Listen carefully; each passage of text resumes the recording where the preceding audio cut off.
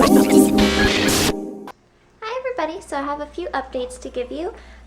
We took a little vlogging siesta and put up the videos kind of slowly, like every other day or so, and now I am back to vlogging again. So a few things to show you. First, I made that. Doesn't that look really cool? I really want to do something with that lampshade because I kind of hate it.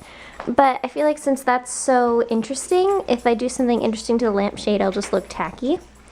And I have over here, I put up some pictures that I had to take down from there, to make room for the tassel, which by the way, on Girl Karma's new website that's launching soon, I'll have a do-it-yourself on this tassel. It's okay, baby. He knows we're leaving. But I also put here this that we took at Disney World. We took this right outside Figment's World of Imagination in Epcot. And then that when I went to an event with Lena. Oh, Journey into Imagination. Excuse me. And it's okay, sweetie. It's okay. Look, let me bring you to the bedroom. Good boy. Okay, come on, let's go. Our annual, we've gone to the movies and we found out that Alex has herpes. When are they gonna fix this? Like, it doesn't seem like it'd be that hard to fix. I don't know. But anyway, he still has herpes. Hi, so Chris and I just left Divergent and we want to give you our little review. Well, I just assumed Chris did, I didn't even ask him. So first I will give a spoiler-free, I'll try to be spoiler-free, and then I'll tell you when I'm going to start saying spoilers for the people that read the book, and then you can just jump ahead. So the spoiler-free review, for those that haven't read the book, is that the movie was pretty mediocre. I don't think they explained the factions very well. Like, a lot of the defining moments that made the factions more apparent, like, oh, this is what this faction does. Like, it wasn't as cut and dry as it is in the book. Everything was kind of wishy-washy. They made some of the characters' intentions to leave the faction a lot more obvious. Like, it didn't have the subtle things that made the book really good, which of course in movies there's a lot of things that you have to cut the subtle stuff, but I think they could have done a better job at making things more ambiguous, and then it was just okay. I would definitely wait to rent it or see it on Netflix. I wouldn't have seen that in the movie theaters. I'm actually not sure if I'll see the second one in movie theaters. I might wait because I really didn't like the adaptation that much. So Boogie, what is your thoughts? And Boogie hasn't read the book. It was alright. So that was it? It was just alright? No, I was giving a Becca review. I told Becca I just think the script needed another draft, and the direction was really bad. Yeah, the script was not that good.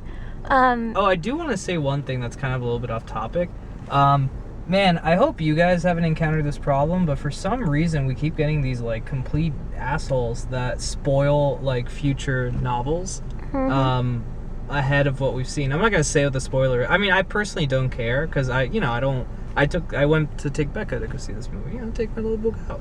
But what's it called? So I didn't care if I was spoiled. It's not something I'm invested in.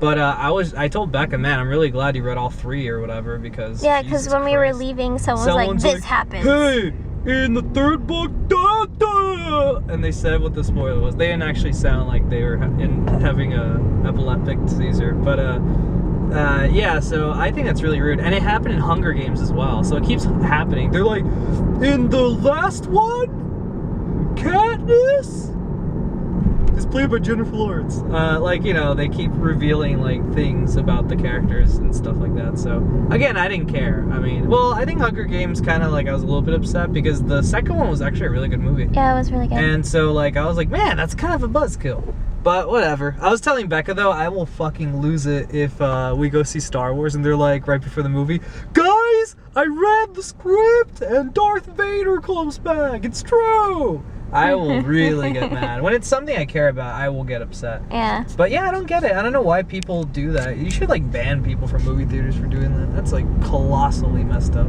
Okay, so now Whatever. Say the Becca Show. the Beck Show.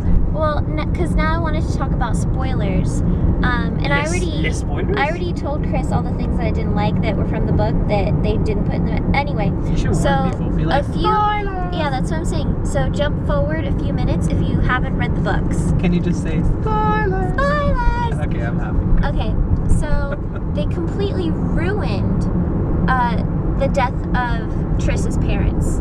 It was horrible. It like they still died helping her, but they did not die in as much of a sacrificial way that would make sense for abnegation. It just did not. It did not give me the same emotions. Like I didn't really care when they died, which is horrible. And then the death of Will, it was all right, but it really wasn't as dramatic either. Who's Will? The friend of hers that she shot. Oh, she was like, Will! Yeah. And he was just like, lols. Yeah, and like I said, they didn't have the roles of the roles of the factions were not as clear.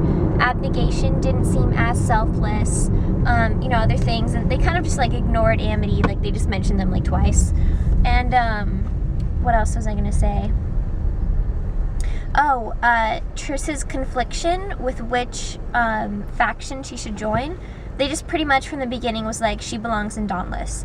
They didn't have any of the subtleties. They didn't show her trying to fit in abnegation. They just were like, yeah, she doesn't fit in at all, and she should just leave and go to Dauntless. Like they didn't seem like she really had confliction.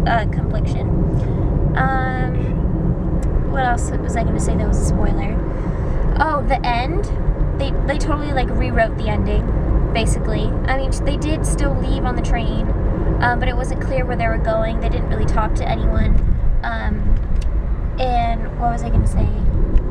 The way that Triss and Four fought was pretty good, but Four wasn't controlling the simulations. He was just in a chair and they were experimenting on him.